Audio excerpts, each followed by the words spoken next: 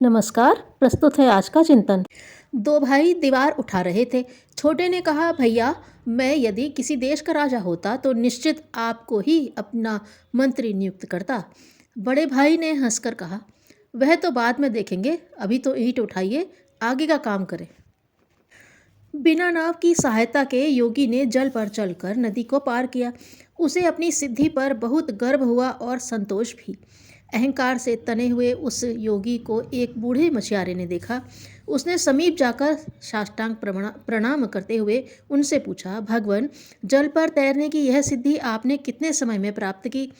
योगी ने अपना गर्वोन्नत मस्तक और भी ऊंचा उठाते हुए कहा, पूरे 20 वर्ष कठोर तपस्या करके मैंने यह सिद्धि प्राप्त की है। बूढ़े ने खिन्न होकर कहा, आपका इतना लंबा समय व्यर्थ ही चला गया। जो काम नाव वाले को 2 पैसे देकर पूरा हो सकता था, उसके लिए इतना कष्ट उठाने की क्या ज़रूरत थी?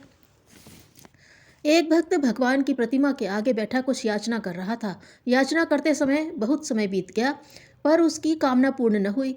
किसी अविश्वासी ने उपालंभी की हंसी हंसते हुए भक्त से कहा, भला कहीं पत्थरों की मूर्तियां भी किसी को कुछ दिया करती हैं? भक्त ने कहा, सो तो ठीक है, पर मैंने सोचा मनोरथों के पूर्ण न होने पर जो निराशा होती है, उससे चित्त को खिन्न न होने देने का अभ्यास इस प्रकार किया जाए तो हानि ही क्या है? प्रचंड अंतर्दाह से एक विराट पिंड खंड खंड होकर आकाश से टूट पड़ा और क्षितिज में घूमने लगा। एक खंड विधाता के सम्मुख भी जा गिरा। उन्होंने सोचा इससे क्रीड़ा की जाए, किंतु ओह, यह तो अंगार की तरह गर्म था। विधाता ने उसे जल में विहार करने के लिए छोड़ दिया। जब निकाला तो पता चला कि उसमें स्पंदन है। विधाता ने पूछा, क्या तुम में जीवन है? हाँ का उत्तर पाकर विधाता ने फिर पूछा, तुम्हारा नाम क्या है? अनाम पिंड ने उत्तर दिया, मेरा नाम कुछ भी नहीं है। विनोदी विधाता ने उसका नाम वसुधा रखकर कहा, लो, तुम्हारा नाम रख दिया। अब प्रसन्न होकर हंसो, खेलो और मंगल मनाओ। वसुधा ने एक गर्म उच्छ्वास छोड़कर कहा, निर्माता, मेरे अंतर में अनंत दाह भरा है, मैं किस प्रकार हंस सकती हूँ? विधाता ने उसे हरी भरी वनस्पति से भर दिया और कहा, अब तो हंसोगी? वसुधा ने फिर एक उच्छ्वास छोड़ा, वह भी गर्म था। अब विधाता ने उसे एक शिशु प्राणी प्रदान करके कहा, ले, यह मानव शरीर तेरी प्रसन्नता का हेतु बनेगा। मनुष्य वसुधा की गोद में बड़ा हुआ।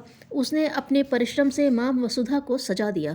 वसुधा का श्रृंगार देखकर विधाता ने एक दिन फिर पूछा, वसुधे, अब तो तुम्हारी प्रसन्नता का पारावार न होगा। वसुधा ने पुनः उच्छ्वास छोड़ा, वह भी गर्म था। विधाता ने झुंझला कर कहा, तू कभी सुखी नहीं हो सकती, और वे नाराज होकर चले गए। एक दिन एक मधुर संगीत से विधाता की नींद टूटी। उन्होंने उठकर देखा, वसुंधरा गा रही थी।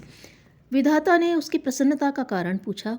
हंसते हुए वसुधा ने बतलाया, सृष्टा, जब मेरे पुत्र मनुष्य निस्वार्थ भाव से एक दूसरे पर प्रेम करते हैं और मिलजुल कर मेरी संपत्ति का आनंद उठाते हैं, तो पुत्रों के इस प्रेम भाव से मेरा रोम रोम पुलकित हो जाता है।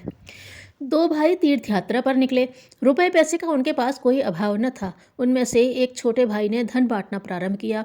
वह हर भिखारी को धन बांटता चला जाता था।